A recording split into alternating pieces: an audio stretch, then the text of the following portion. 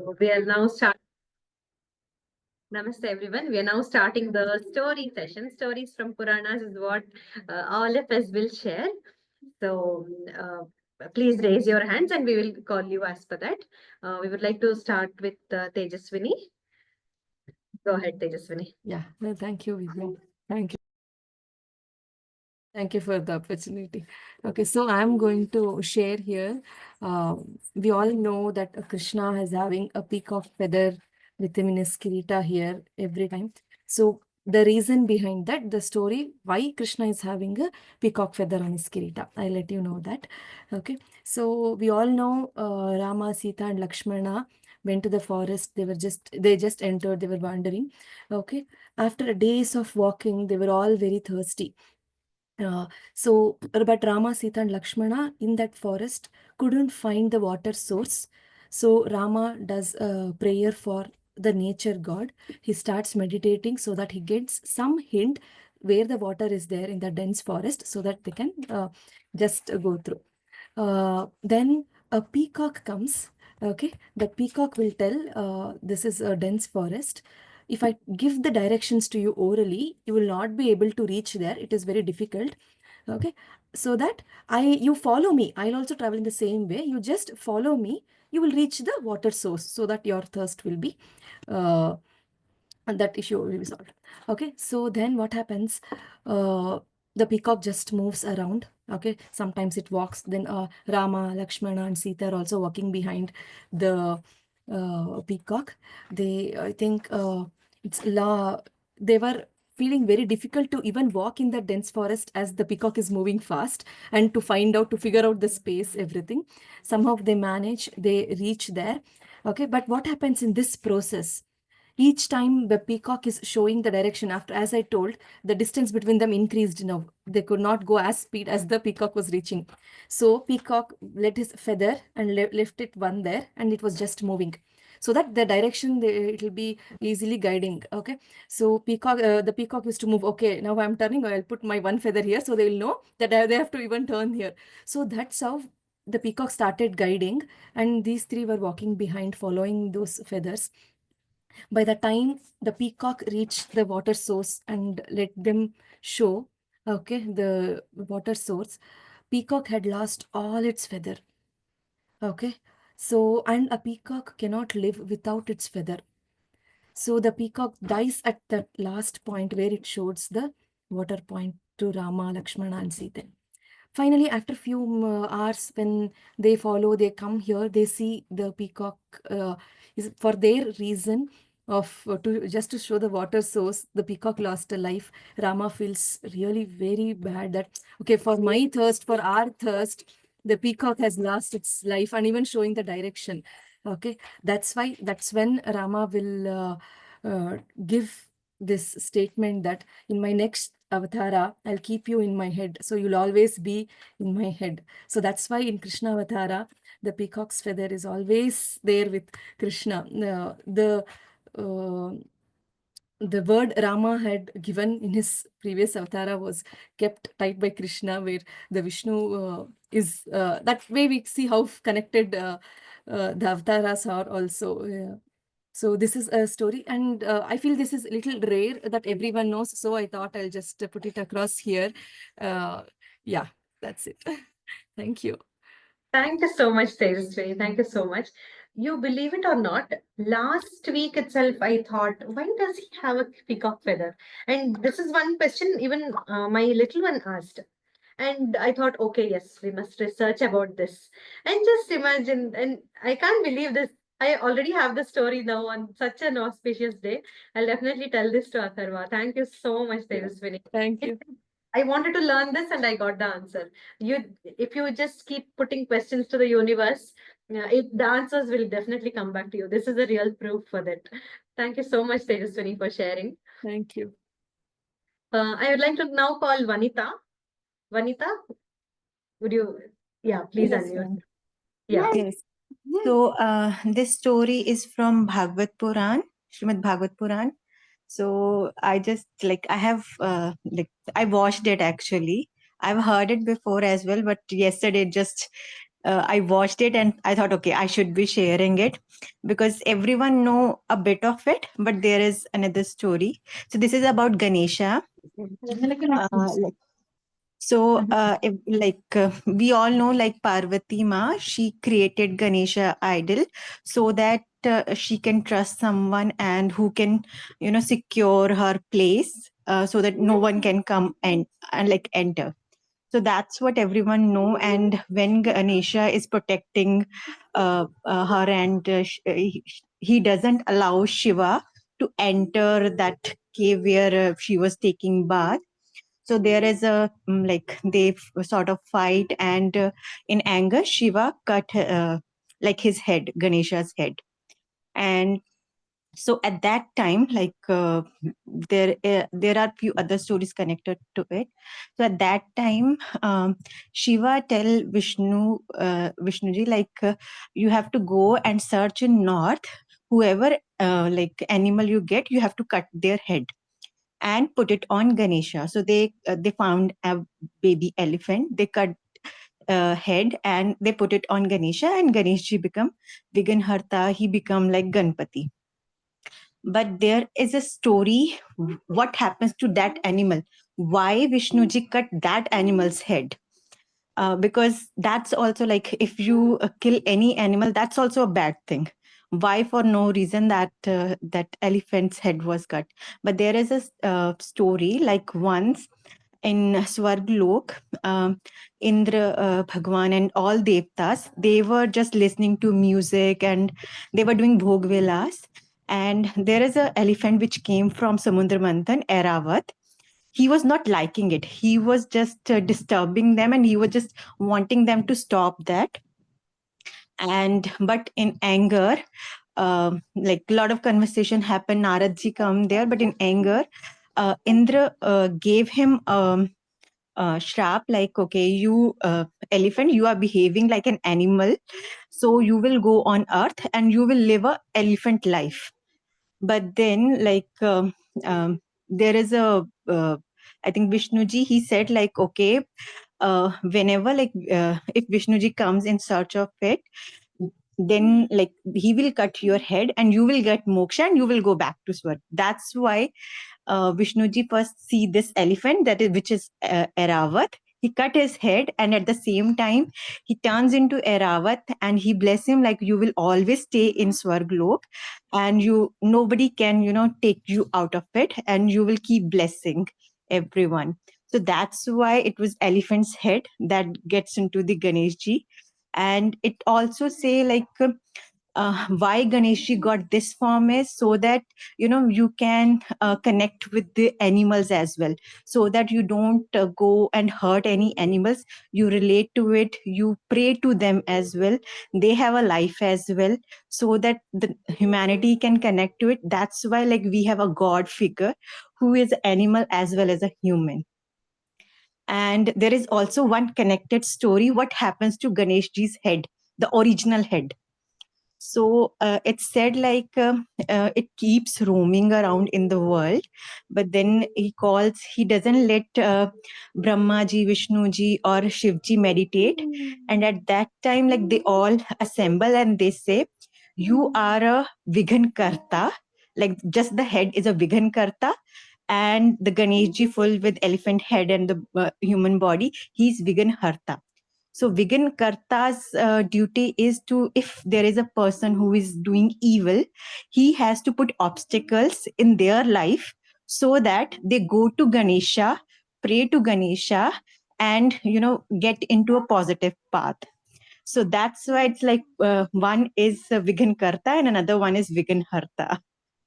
So that is something, like, I thought I should be sharing, because these are some unknown facts. Like, we always have these questions, but we don't get answers. So we just saw, okay, I think this is the time I can share this story with everyone. And it will be like, because when kids ask what happened, why this happened, so we now have, like, okay, that's why it happened, that's how it happened. So yeah, that's it. Thank you. Thank you so much, Vanita. Thank you. That this was very nice, and See, we have so many things to learn. And Vigna Harta and Vigna Karta, I wasn't aware of this. So wonderful, wonderful story narration. Thank you so much, Vanita. Is there anyone else who would like to share story?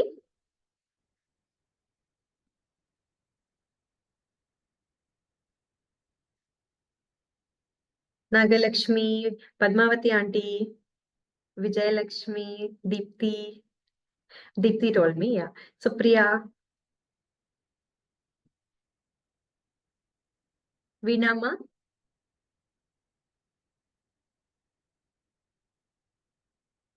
would you like to share the story?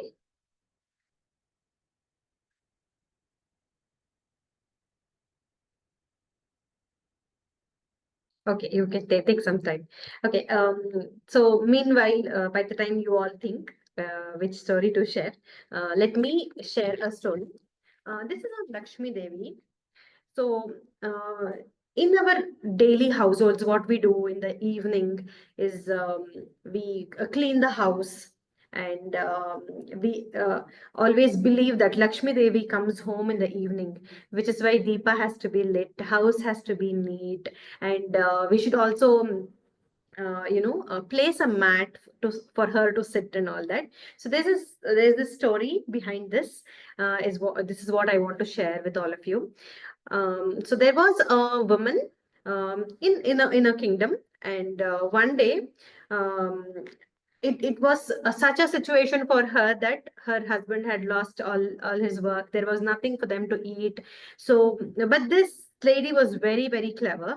And so it so happens that when we are trying to manifest something, we get opportunities. And it's how you take that opportunity and utilize it for your good self or for your family. So what happened is the queen of that kingdom had lost her jewels, and luckily those jewels were carried by a bird, and it came in front of this lady. It fell down in front of her house. So this lady goes to the queen and she gives the jewels to her. She says that the birds dropped it down, and which is why I thought this such a precious jewel might be someone who is very rich, and it must be the queen's jewel. So she gave it back to her. And that time, the queen was very happy. She was very, very tense that she had lost all her jewels, but then she became very happy and she asked this lady, so what do you want? Tell me what you want. I will give it to you.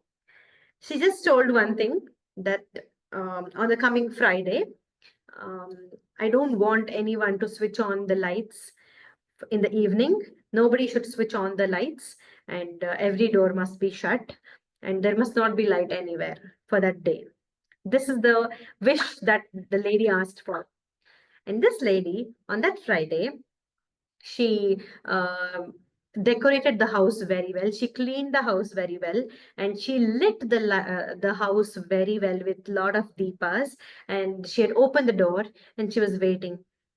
On that day evening, one woman came inside the house. She asked, "Shall I come inside?" And then she allowed her to come in. And the lady said, "It's such a beautiful house. You've kept it so beautifully." She asked her to sit down. And then uh, after some time, this one more lady came in, and she also was welcomed very beautifully, and she also was made to sit down. Like this, 8 women came inside her house that day, and they were very happy. They did not have any other place to go, but it was because it was completely dark in the surrounding in that kingdom. No one had switched on their lights, and no one had lit the deepa. No one had opened the doors, and that was the only door which was open, which was a house very clean and very neat. And that's when these 8 women came, and they asked her, "What do you want?" And this is the only place where we could come inside. That's why we have come. She just gave one condition to them, that you should never go back. You should always be here in our house. Okay. And those 8 women were the Ashtalakshmis who had come in the evening. And from that day onwards, there was complete prosperity in the house, and it was always happiness. house filled with happiness and prosperity.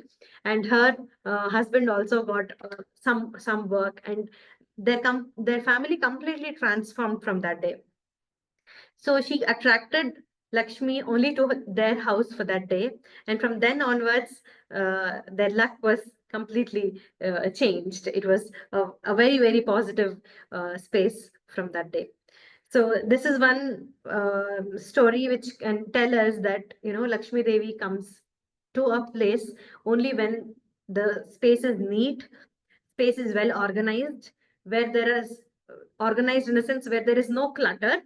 Lakshmi Devi comes in when there are no too many unwanted things.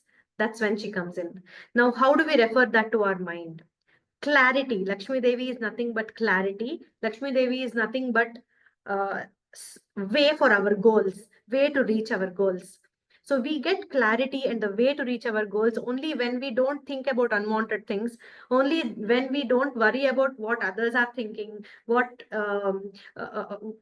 other person is doing, how other people are achieving things. Rather than that, if we just focus on what we are supposed to do at this moment of time. If I am a new mother, what am I supposed to do? If I am a mother of a teenager, what am I supposed to do? If I have elderly parents with me, what is my focus? What am I supposed to do? There may be hundreds of people doing hundreds of things, but everybody's situation is different. Everybody's surrounding is different. Everybody's family members are different. So we must only concentrate on what is good to me right now and what is important for me right now, and being very, very mindful. And this also happens when our house is also very neat. If there are too many unwanted things at home, in our room, on our table, all our focus will go everywhere else. And we will not be focusing on the right thing which we are supposed to do. So I think this is one big lesson for everyone out there who worries, who thinks about the past always, and who worries about the future always. Let's not do any of that, but then let's just live in the present moment. Don't even worry about what is going to happen next hour. But this hour is my hour, and I have to live to the fullest. That's what that is something what we must focus on. And that's when we attract Lakshmi Devi. We attract positivity, prosperity, everything in our lives. So when we start one thing at a time, slowly, by cluttering our house, decluttering our house, organizing things, organizing our to-do lists, organizing what am I supposed to do today, and how am I going to take the best out of today, then that becomes the best thing for our lives. And when we keep continuing that, we will be a very, very different person. So with this, I would like to end the story. Thank you all for patiently listening, and I hope it has added some value to our lives. Thank you so much. Thank you. Yes, Vidya. It was really nice to know. I didn't know this story. So it's good to understand more about our inner self also, how we should be. Exactly. True, true. And this is also one of the reason why we lay a mat, so that Lakshmi Devi, when she comes inside, she will sit on that mat. That's a dedicated space given to her for her to sit. And even now, in my husband's grandmother's place and all that, every day evening there is a separate mat on that. Nobody stamps on that mat, nobody sits on that mat, but it's for Lakshmi Devi. And they believe completely that she is sitting here. She's there in our house. She's sthita there, is what we completely believe in. And that's a wonderful ritual. And for her to give that space, we have to clean that space. So everything reflects back to keeping everything neat and clean, and opening the front door in the evening, lighting the deepa in the evening, and closing the back door in the evening, so that she doesn't go out of the house. She always stays inside the house. So this is a wonderful, wonderful ritual which we can all do it every day. And once it starts, there is no stop, because when you completely believe that she's going to come and be here and show us the right path, then it always will continue being the same. Thank you so much for all of you for listening so far. Thank you. All right. So is there anyone else who would want to share any story that you have also experienced in your lives? You can share that as well.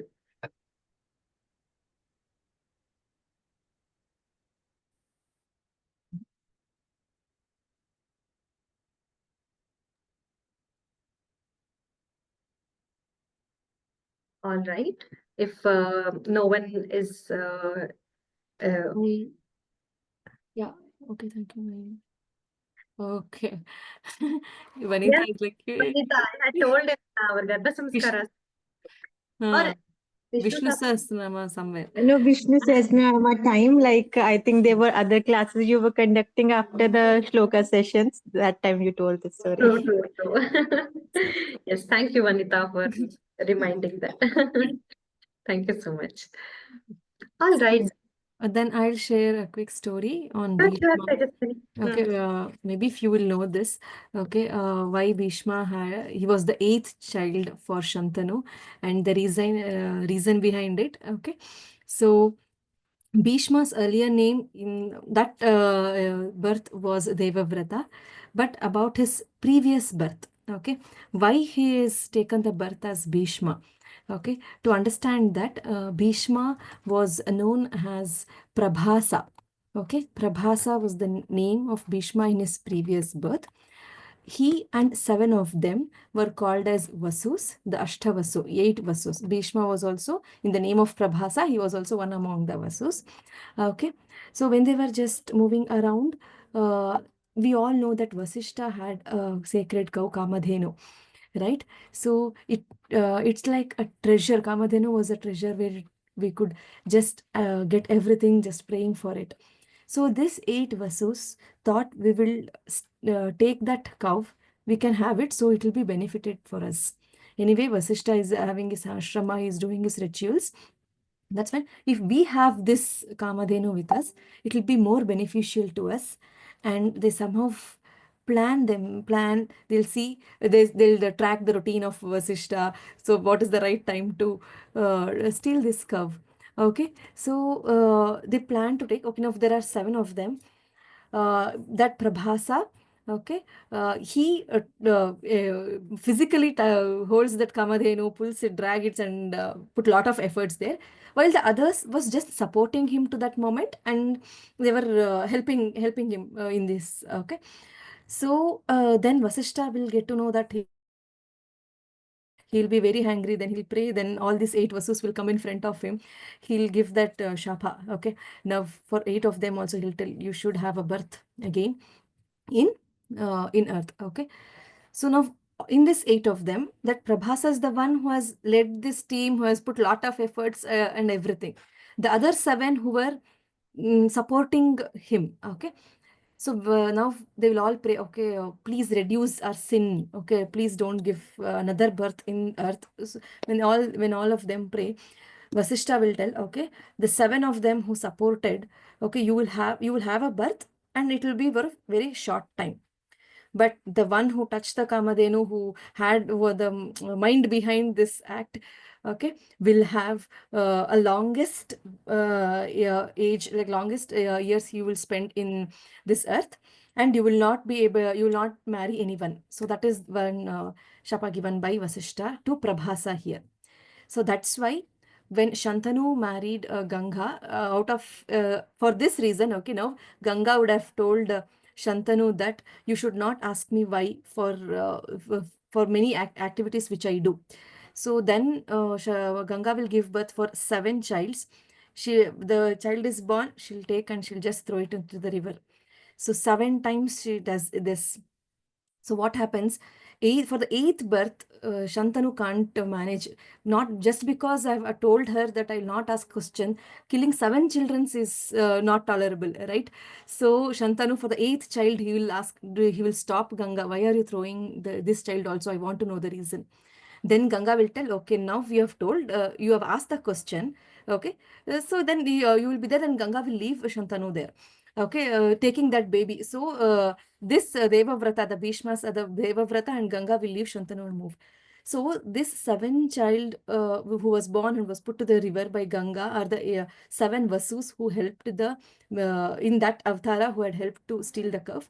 And Bhishma is that Prabhasa. Because of the Shapa of Vasishta, he was born. He was there for many years here. Okay, almost for 5 generations he has led his life. Okay, almost three-fourth of his life he has spent in learning, gaining knowledge. Okay, so this is a small story which I thought I'll share you here. And yeah, thank you so much. Thank Thank you, you, ma'am. Tejas. Thank you. It was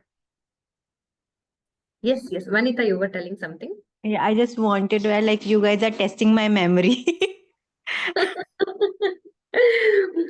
Okay, Yeah, so yeah.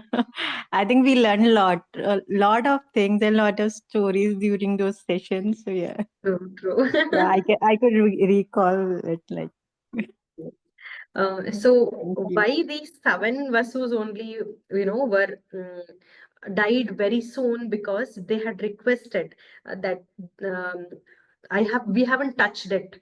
So, and we have done a lot of tapas and sadhana in our lives. So please grant us death very soon. We don't want to live again. We want to don't want to come back to earth as human beings. That's why those seven were granted less Ayush Ayushya, which is why they were dead very soon. They were put on to this thing. Only as Tejaswini told, Bhishma had to live for very, very long years. So it's all about the karma. Whatever we sow is what we reap. And it's not about getting that coming back to us in that same life, but this will get carried over in our janma and janma and janma. So with this, I also want to bring in one more point, Tejaswini, that sometimes we in this janma we may be doing a lot of good things, but have you heard of people saying that why good people will get so much of difficulties? It is not about what you are doing now, but it's about what is that accounts, what is being maintained for our soul in our previous janmas as well. So all this is the result of that. So when we keep doing good work, it will start nullifying very soon, or the amount of troubles that we may get in future will be reduced. But there may be some people who are doing only papa, but everything good will be happening to them, because this may be because they would have done a lot of punya in their previous generations, previous janma. So this is one reason why we don't know. It's all about snake and ladders, as Tanushri told in our previous session when she was talking about traditions. When we are putting our dice, we don't know what we are going to get, because we don't know where was our life and what we have done and what we are going to do in future. So we just have to be as an actor, act and move on. That's it. So I think it's too much of philosophy, but then it just came in flow when she told about Bhishma. Thank you so much, Tejaswini, for sharing this. Is there anyone else who would like to share stories? I'm actually expecting more from Padmavati Auntie and Veena Amma, because you all are more experienced.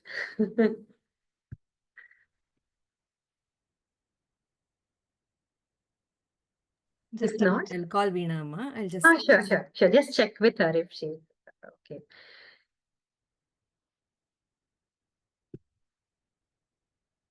Please do share your feedback, how you felt about the session. Um, what is it that you are looking forward in the upcoming days? I think this is truly a wonderful engagement for Ekadashi, especially. At least 1 hour, if not 12 hours, at least 1 hour of time we can take out from our day-to-day lives once in 15 days, and share things like this. It will be a wonderful session. Please do share your feedback. If not now, at the later part of the day, we would love to hear them and incorporate that in our further programs.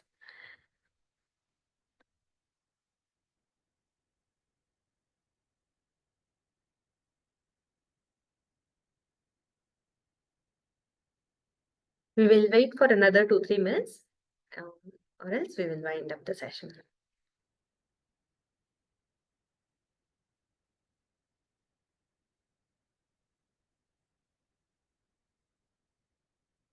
Okay. Okay, Tejaswini. Thank you so much. Thank you all for joining in. We will all meet at 4 p.m. 4 p.m. is, I think, Hanuman Chalisa chanting from kids and adults. So those who have missed in the morning session of Hanuman Chalisa, you all can join in. And we will have a lot of little ones coming back from school who are ready to sing Hanuman Chalisa. So that's why we have kept different set of shloka sessions in the evening so that kids can also participate in the Vaikunta Samagama. Thank you everyone for joining in. Let's all meet at 4 p.m. Ram Ram, Vanita, Supriya, Soumya, Padmavati, Auntie, Chaitanya, Tejaswini, Manasa. We are really missing you, Manasa. And Nagalakshmi, Shruti, Prabha, and Shri Vidya. Thank you so much. Thank you. Thank you, Vidya. Namaste. We'll meet at 4.